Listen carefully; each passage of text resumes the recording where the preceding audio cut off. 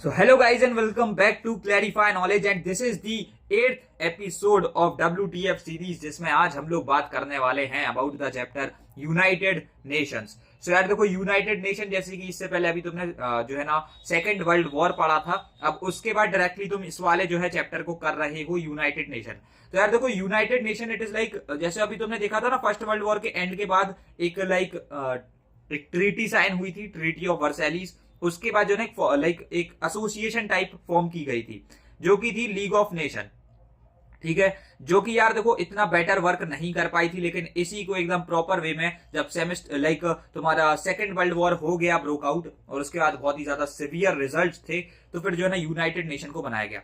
So basically it is the updated and it is the best form of League of nation, ठीक है, बहुत ही सही तरीके से अपग्रेड किया था।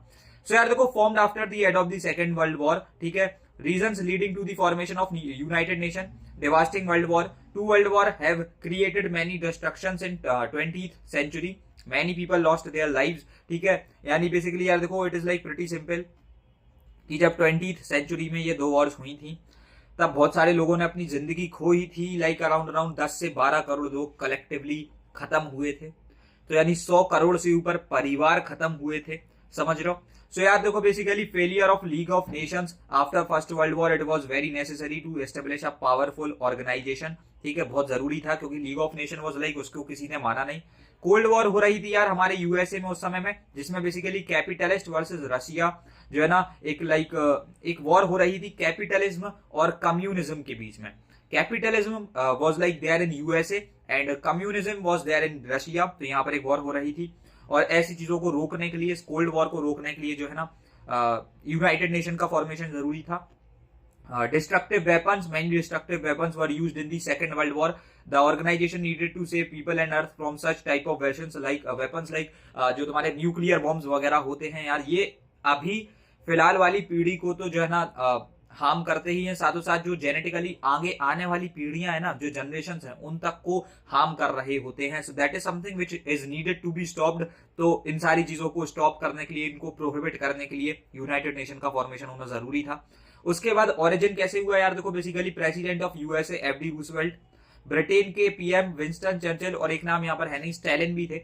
Charter of the UN was drafted in June 1945 and came into the actual existence in 24th of October 1945. This is a very important date. Just keep it into your mind. ठीक है, when charter was ratified by 29 nations.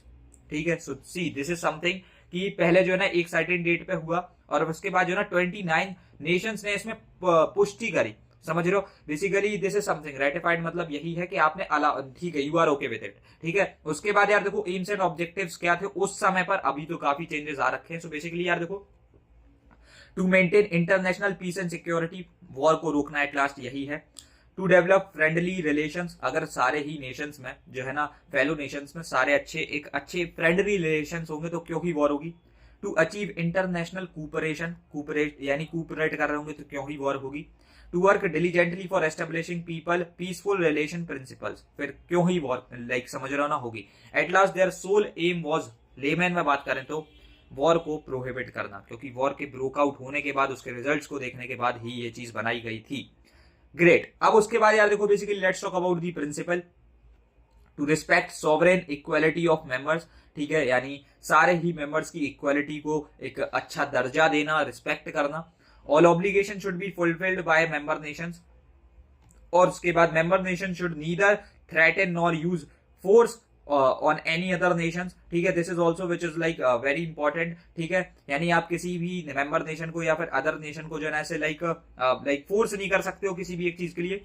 UN should not interfere in internal affairs of any country, ठीक है, ये भी एक principal था कि कुछ देखो भारत में अगर कुछ बाकी देशों में लड़ाई हो रही है सो दैट इज समथिंग जो एक इंटरनेशनल मैटर है, लेकिन एक कोई नेशनल मैटर है तो उसमें आप इंटरप्ट नहीं करोगे।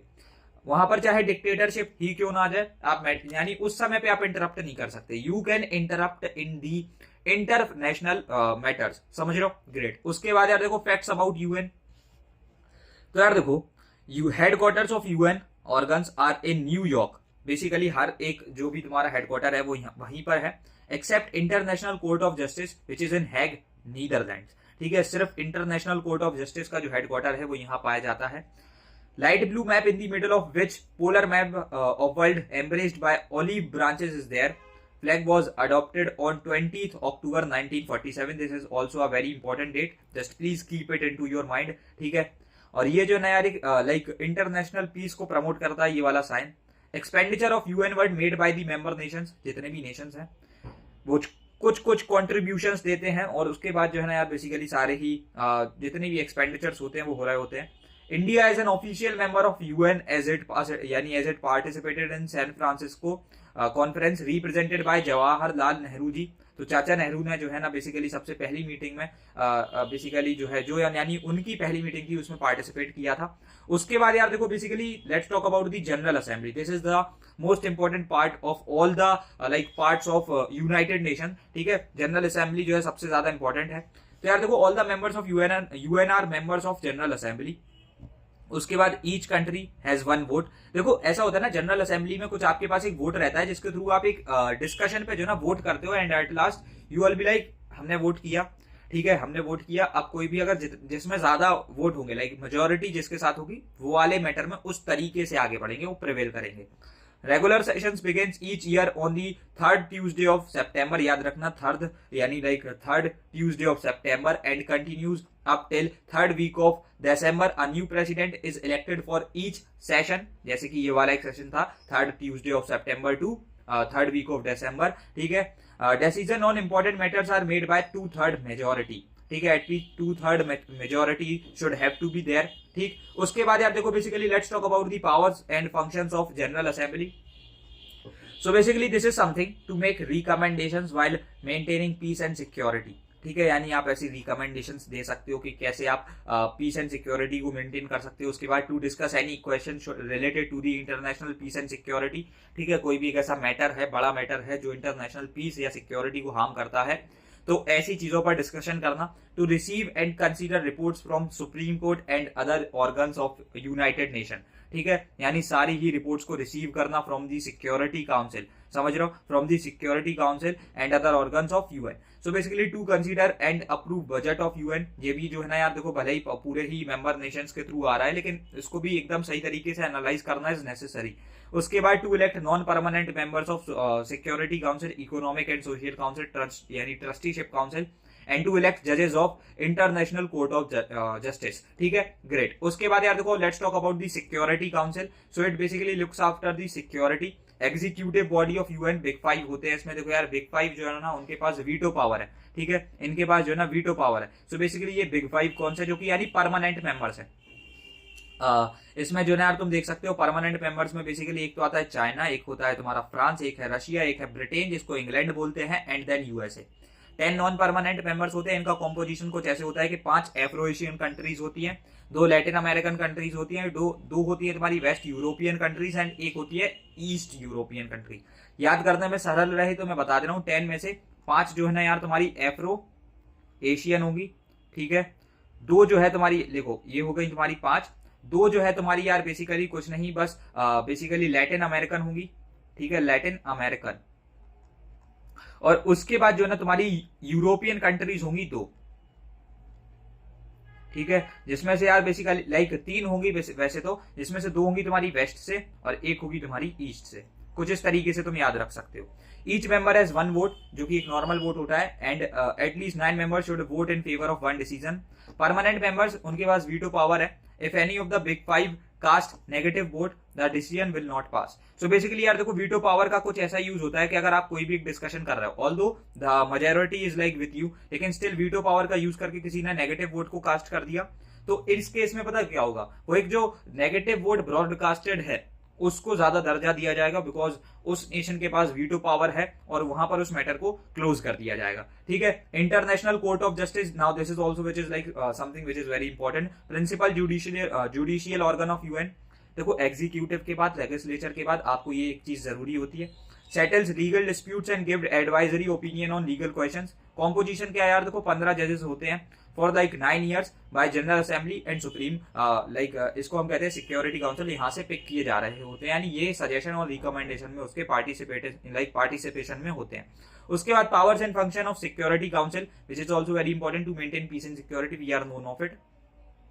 to investigate any dispute or situation, to establish plans for establishment of a system to regulate armaments, ठीक है, to take military actions against aggressor, यानी अगर कोई भी एक ऐसा नेशन है जो अग्रेशन दिखा रहा है तो उसके खिलाफ में मिलिट्री एक्शंस लेना, और यहाँ पर सारे के सारे जो भी मिलिट्री होती है ना वो मेंबर नेशंस की होती है, ठीक है, ग्रेट। उसके बाद यार देखो basically to recommend admission of a new member, ये भी जरूरी है, ठीक है, to recommend appointment of secretary general with assembly. उसके बाद यार देखो powers and function of International Court of Justice, voluntary jurisdiction, court में also decide in matters which are referred to it by member nations, ठीक है। And after all basically compulsory jurisdiction क्या होता है, decides causes which when may treaties include submission of disputes of interpretation of laws, ठीक है, यानी कुछ ऐसी लाइक ट्रीटीज हैं जिसमें तुम्हारे लॉज को इंटरप्रीट किया जा रहा है, तो ऐसे में जो ना यहाँ पर इंटरवीन कर सकता है International Court of justice, can give advisory decision when ever required, ये भी जरूरी है। लाइक देखो यार कोई भी जो है ना एक एडवाइजरी ज्यूरिडिक्शन हो सकता है, एडवाइस दे सकते हैं, ओपिनियन शेयर कर सकते हैं, रिकमेंडेशन दे सकते हैं।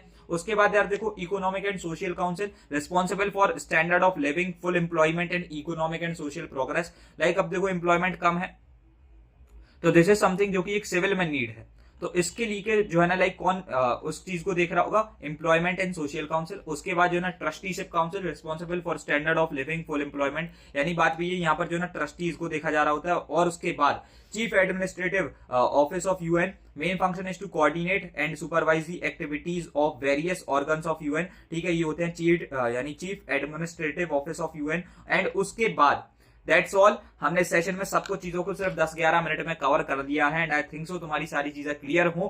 Now what you have to do is, इस सेशन को देख लिया है ना यूट्यूब पे या फिर ऐप पे, just go on to the description box, वहां पर हमारे ऐप या वेबसाइट की लिंक होगी, उधर के थ्रू तुम WTF सीरीज को पूरा एक्सेस कर सकते हो।